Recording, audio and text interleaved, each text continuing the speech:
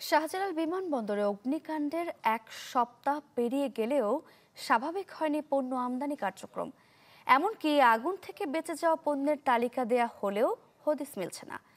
আমদানি করা পণ্য যাচাই বাছাইয়ের সুযোগও পাচ্ছেন না আমদানিকারক প্রতিষ্ঠানের প্রতিনিধিরা। তাদের অভিযোগ, কাগজপত্র নিয়ে ঘুরতে হচ্ছে দাঁড়ে দাঁড়ে। সম্রাট হোসেনের রিপোর্ট।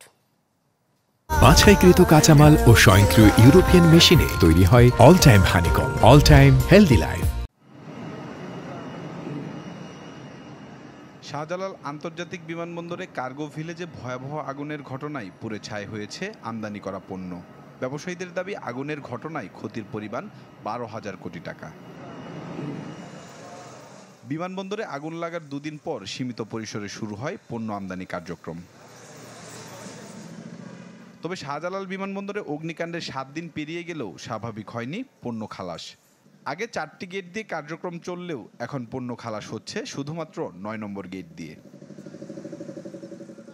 আমদানিকারক প্রতিষ্ঠানের প্রতিনিধিদের অভিযোগ, কাগজপত্র নিয়ে একাধিক জায়গায় ঘুরেও সময় মতো মিলছে না পণ্য।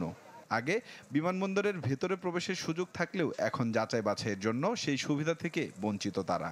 ডে নাইট সার্ভিস ওপেন করে দিয়েছে কাস্টমের তরফ থেকে, কিন্তু সিভিল এভিয়েশনের পক্ষ থেকে এইটাকে স্মুথলি কাজ করতে যে জাতীয় অ্যারেঞ্জমেন্ট থাকা দরকার ছিল সেইটা 10% আছে, বাকি 90% নাই। ওরা যদি না দেয় তারা তো আমরা নিতে পারছি না, যেহেতু আমরা ভিতরে ঢুকতে পারতেছি না। আগে আমাদের কাছে ওটা সুবিধা ছিল, আমরা এখনো কেউ ভিতরে যেতে পারি না, দেখতে পারতেছি না যে মালামালটা কোথায় আছে, কিভাবে আছে, ভালো আছে না নষ্ট আছে।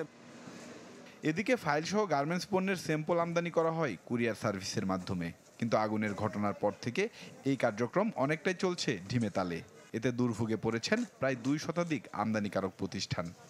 যথেষ্ট পরিমাণ ইকুইপমেন্ট না থাকার কারণে এবং ম্যান পাওয়ার না থাকার কারণে এই সার্ভিসটা থেকে আমরা ব্যাহত হচ্ছি, আমদানিকারকরা ব্যাহত হচ্ছি। ডিএইচএল, ফার্দার, ফেডেক্স এদের একটা স্পেস দেওয়া ছিল, ওই স্পেসগুলো টোটালিভাবে এখন পর্যন্ত কোনো নমিনেট করে নাই বা পারমিশন দেয় নাই। কাস্টমস এবং বিমান বা সকলে মিলে যদি আমাদেরকে সহযোগিতা করা হয় যে না কুরিয়ারের মালগুলো ডেলিভারি প্রসেসের ব্যবস্থা করা হয়, সেই ক্ষেত্রে আমাদের ভালো হবে।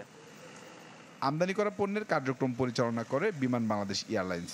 এসব অভিযোগের বিষয়ে বেসামরিক বিমান চলাচল কর্তৃপক্ষের সাথে যোগাযোগের চেষ্টা করেও মেলেনি সদুত্তর। সম্রাট হোসেন, চ্যানেল 24, ঢাকা।